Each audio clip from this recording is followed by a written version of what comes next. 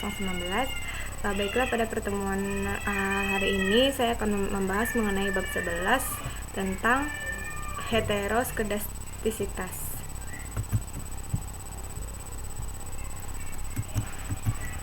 Pertama, sifat dasar dari sifat dasar.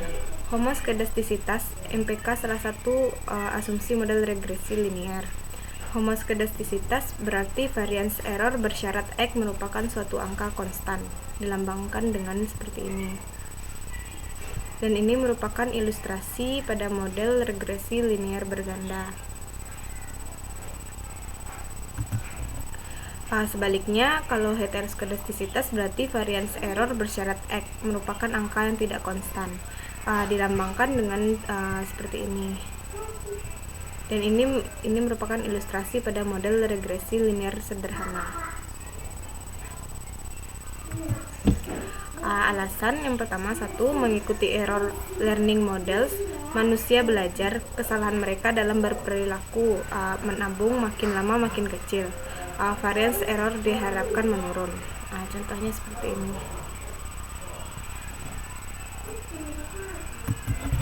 Yang kedua, dengan meningkatnya pendapatan, orang akan mempunyai lebih banyak pendapatan yang dapat digunakan sesuai dengan keinginan. Variance error akan meningkat seiring dengan meningkatnya pendapatan. 3. Peningkatan teknologi yang digunakan. Misalnya teknologi yang digunakan oleh suatu bank, sehingga pemrosesan data akan makin cepat dan memiliki tingkat kesalahan yang makin kecil. Konsekuensi heteroskedastisitas, yang pertama, jika asumsi regresi linear klasik terpenuhi kecuali adanya heteroskedastisitas, maka penaksir OLS tetap tak bias dan konsisten. Namun penaksir tersebut tidak lagi efisien baik dalam sampel kecil maupun dalam sampel besar. Ini secara asimptotik. Yang kedua, jika tetap menggunakan penaksir OLS pada kondisi heteroskedastisitas, maka varian penaksir parameter koefisien regresi akan underestimate atau menaksir terlalu rendah, atau overestimate atau menaksir terlalu tinggi.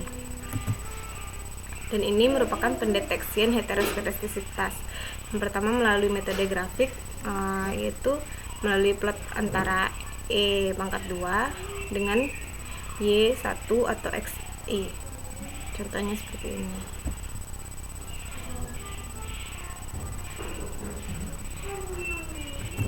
Yang kedua melalui pengujian PAK. Contohnya dalam tabel seperti ini. Y ini merupakan rata-rata bonus dan X merupakan rata-rata sepatu yang terjual. Dan ini merupakan hasil dari tabel tadi. Slope signifikan. Bila sepatu terjual naik 1 unit, maka bonus akan naik sebesar Rp5.563. 3. Pengujian korelasi rank Spearman, di mana DI ini sama dengan selisih rank dari dua karakteristik yang berbeda. Langkah-langkahnya, yang pertama itu cocokkan regresi Y terhadap X dan hitung EI.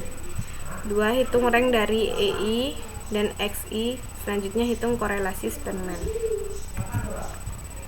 Ketiga, melakukan uji hipotesis H0, yaitu sama dengan terjadi homoskedastisitas kalau H1 itu terjadi heteroskedastisitas. Gunakan statistik uji. Ini merupakan statistik ujinya. Itulah H0 atau terjadi heteroskedastisitas jika T hitung lebih besar nilai kritis tabel T dengan derajat bebas N-2. 4. Melalui uji Goldfeld-Quine. Langkah-langkahnya, pertama, urutkan nilai X dari kecil ke besar terlebih dahulu, lalu abaikan beberapa pengamatan sekitar median, katakanlah sebanyak C pengamatan, sisanya masih ada N kurang C pengamatan. 3. Lakukan regresi pada pengamatan 1 dan hitung SSE 1. 4. Lakukan regresi pada pengamatan 2 dan hitung SSE 2. 5. Hitung DF sama dengan jumlah pengamatan dikurangi jumlah parameter. Dan ini merupakan dari rumus dari statistik uji. Lambang ini lebih besar dari F tabel. Kita tolak hipotesis 0 yang mengatakan data mempunyai varian yang homoskedastisitas.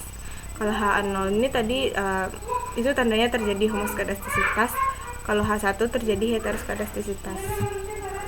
Contohnya ada 30 pengamatan penjualan sepatu dan bonus, sebanyak 4 pengamatan yang di tengah diabaikan sehingga tinggal 13 pengamatan pertama kelompok 1 dan 13 pengamatan kedua kelompok 2. Regresi berdasarkan pengamatan pada kelompok 1 ini hasilnya, dan ini regresi berdasarkan pengamatan pada kelompok 2.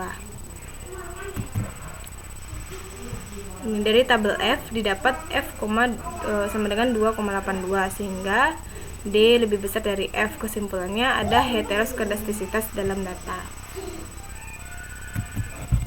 Mengatasi heteroskedastisitas yang pertama melalui metode GLS atau General Least Square. Perhatikan modelnya.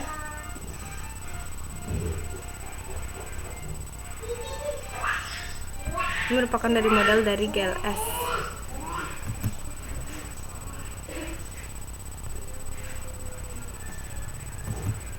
Yang kedua, melakukan melalui transformasi dengan logaritma. Transformasi ini ditunjukkan untuk memperkecil skala antar variabel bebas. Dengan semakin sempitnya range nilai observasi, diharapkan variasi error juga tidak akan berbeda besar antara kelompok observasi. Dan ini merupakan model yang digunakan dalam transformasi dengan logaritma. Lalu ada transformasi dengan 1/xi. Ini asumsinya.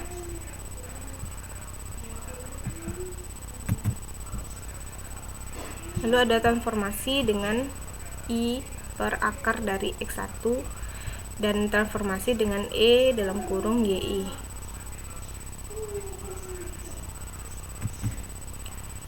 Baiklah, sekian dari presentasi saya hari ini. Mohon maaf bila ada kata-kata yang salah, terlebih dan terkurang. Saya pamit undur diri. Assalamualaikum warahmatullahi wabarakatuh.